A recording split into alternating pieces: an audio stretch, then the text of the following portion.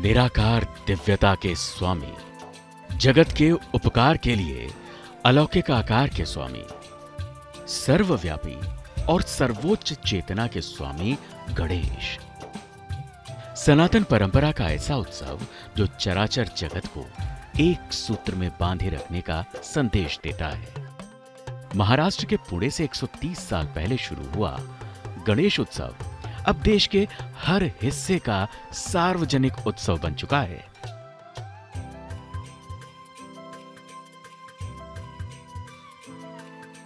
ऐसा उत्सव जिससे एक वक्त में अंग्रेज भी घबराते थे।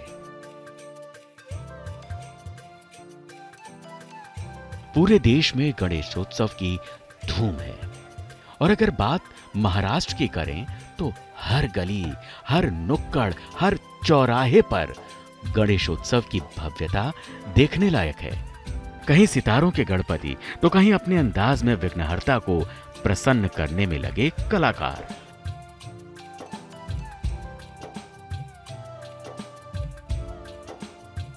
अकेले महाराष्ट्र में 50,000 से ज्यादा गणेश मंडल हैं, जो हर बदलते साल में पहले से बेहतर करने की कोशिश में लगे हैं और उनकी यही कोशिश 10 दिन तक चलने वाले गणेशोत्सव को भव्य बनाता है।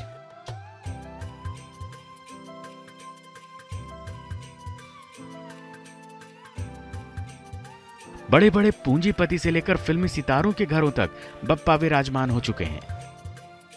गजानन की पूजा में लीन हर किसी की अपनी भक्ति है, अपना अंदाज है। लेकिन महाराष्ट्र में बप्पा सिर्फ घरों में ही विराजमान नहीं हुए हैं, बल्कि यहां के पांडालों की रौनक विदेशों तक फैली है।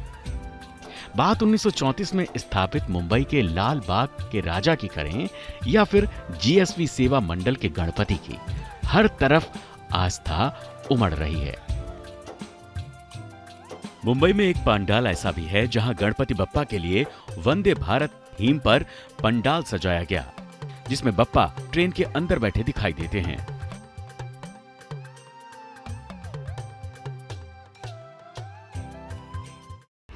देखिए, बप्पा वंदे भारत एक्सप्रेस में विराजमान हो चुके हैं और उन्होंने मुंबई से गांधीनगर की टिकट भी ले ली है। देख सकते हैं तस्वीर। गणेश उत्सव के दौरान पूरे देश में अलग अलग थीम के गणपति बप्पा जो हैं वो पंडालों में, घरों में विराजमान दिखाई देते हैं। ऐसे में एक भक्त ने भगवान गणेश को वंदे भारत एक्सप्रेस में ही विराजमान कर दिया है। आप देख सकते हैं इस साल जो नई वंदे भारत लॉन्च हो रही है केसरिया रंग में, वो मैंने थीम रखा हुआ है और गणपति बापा को भी वंदे भारत ट्रेन पे बिठाया हुआ है। और ये जो है वंदे भारत ट्रेन की टिकट्स है, आपको मैं देना चाहूँगा वंदे भारत ट्रेन की टिकट्स। शुक्रिया। मतलब हम भी अब टिकट के हाँ, साथ बैठे टिकट हुए के साथ आप बैठ सकते हैं। और आप देख सकते हैं, देखिए बप्पा के हाथ में भी टिकट है। तो बप्पा जो है वो विदाउट टिकट नहीं बल्कि बकायदा टिकट लेकर जो है वो इस वंदे भारत एक्सप्रेस में यात्रा कर रहे हैं। मुझे वक्त लगा 1 से 1.5 महीने पहले मैं कॉन्सेप्ट रेडी कर देता हूं कि इस साल जो गणपति सजावट के लिए वंदे भारत ट्रेन का कॉन्सेप्ट लेना है और इसको मुझे 15 से 20 दिन लास्ट में लगे थे पूरा सेटअप रेडी करने के लिए। इसे गणेशोत्सव को लेकर लोगों की आस्था ही कहेंगे। ये अकेले जीएसबी सेवा मंडल के पंडाल में गणेश जी की प्रतिमा 69 किलो सोना और करीब 350 किलो चांदी से सजाई गई है। मुंबई के गणेश गली और लेन में मुंबई चा राजा विराजमान है।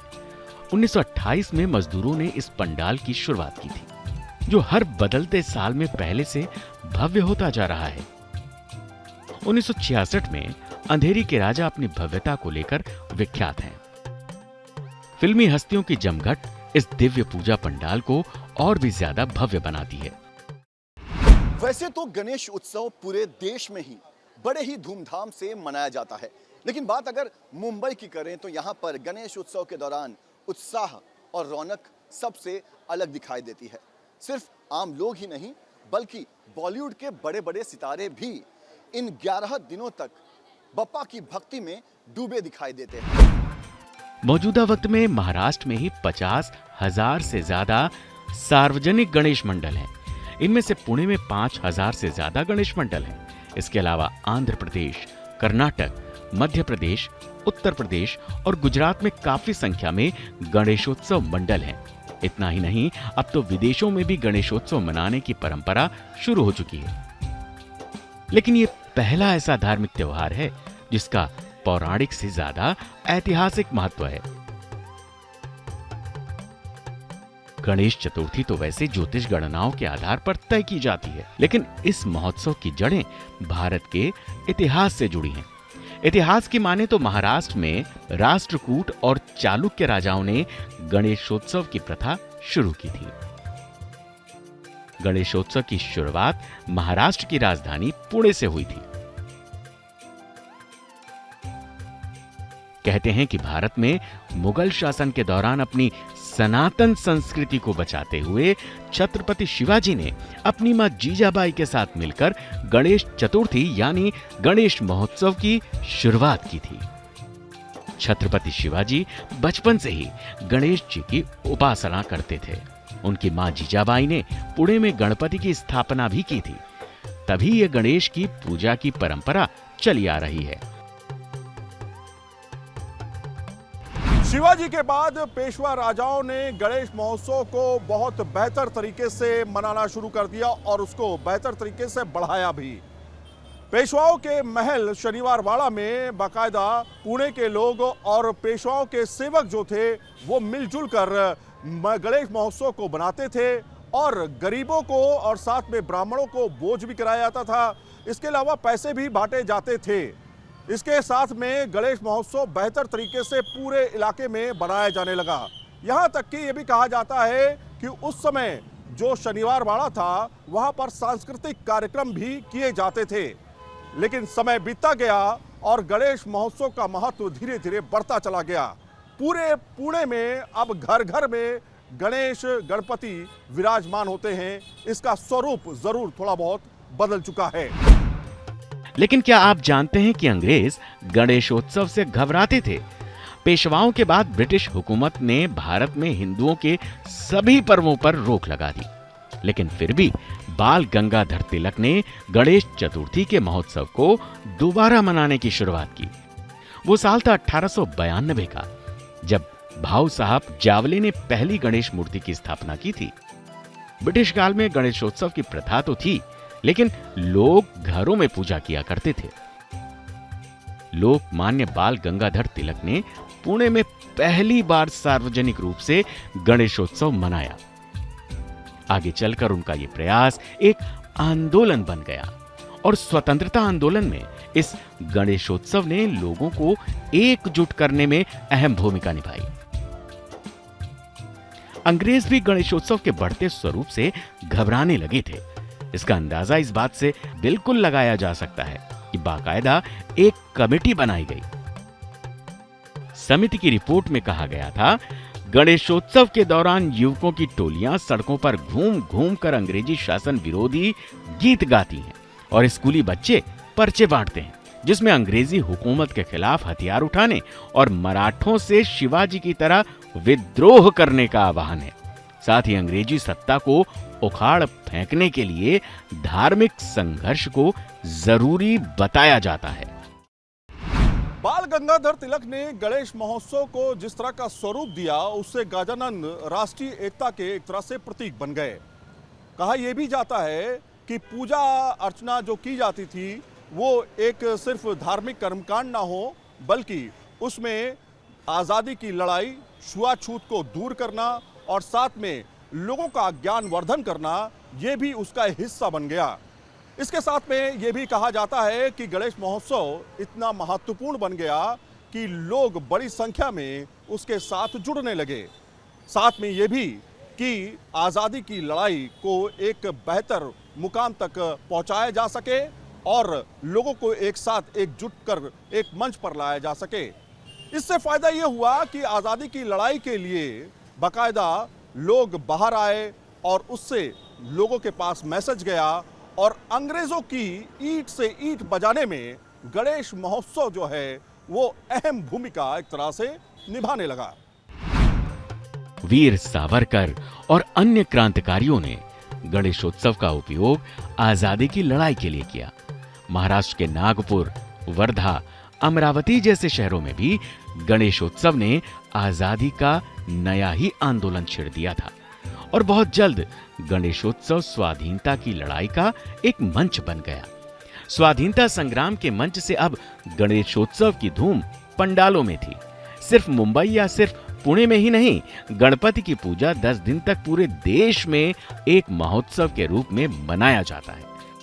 पंडाल की भव्यता गजानन के प्रति लोगों की आस्था और समृद्धि को दर्शाती है।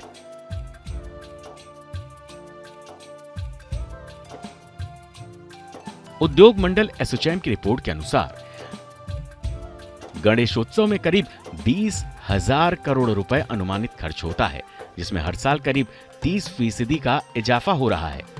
गणेशोत्सव का अनुमानित राजस्व पूरे भारत से आता है। त्योहार को मंदी प्रूफ करार देते हुए एसोचैम ने कहा कि त्योहार पर खर्च 30% की वार्षिक दर से बढ़ रहा है और मंडल की संख्या 5 से 10% की दर से बढ़ रहे हैं।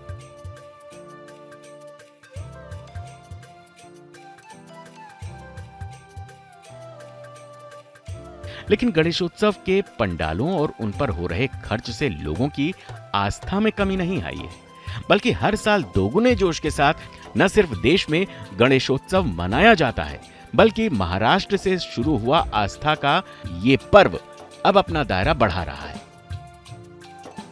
भगवान गणेश को सौभाग्य, समृद्धि और ज्ञान का देवता मानते हैं। ऐसे में गणेश पूजन से घर में सुख, समृद्धि का वास होता है। मान्यता यह भी है कि गणेश उत्सव के 10 दिनों तक भगवान गणेश पृथ्वी पर ही रहते हैं और अपने भक्तों के कष्टों को दूर करते हैं। ऐसे में भक्त भी बप्पा को प्रसन्न करने के लिए हर जतन करते हैं।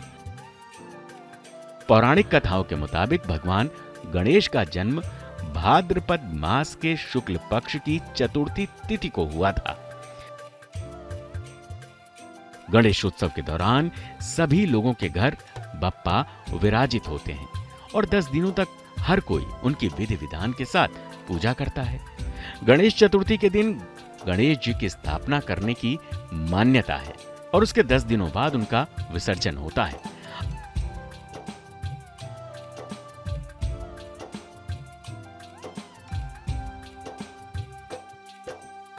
आखिर भगवान गणेश को इतनी श्रद्धा के साथ लाने और पूजने के बाद उन्हें विसर्जित क्यों किया जाता है?